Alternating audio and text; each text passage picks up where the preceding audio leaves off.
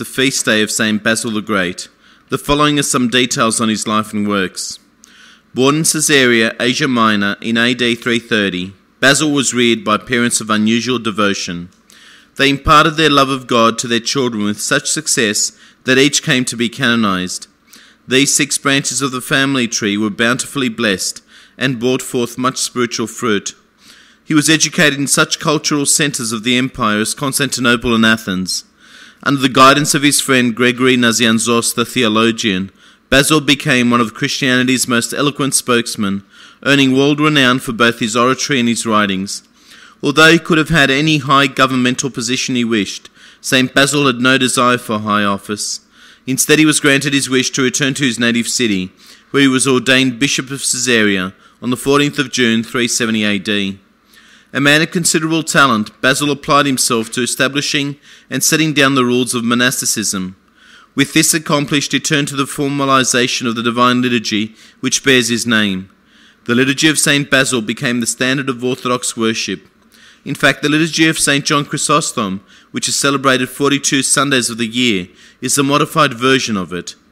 The liturgy of St. Basil is celebrated on more solemn church observances, including Christmas and the feast day of St. Basil on January the 1st, as well as during the Sundays of the Lenten period. St. Basil's liturgy is thus used a total of 10 times during the church year. An innovator as well as a creator and planner, Basil was the first to fulfill the desperate need for charitable institutions. He directed the creation and development of orphanages, hospitals and homes for the aged. His concept of mutual love and respect and his practical application of brotherly love later led to the formation of Christian philanthropic societies.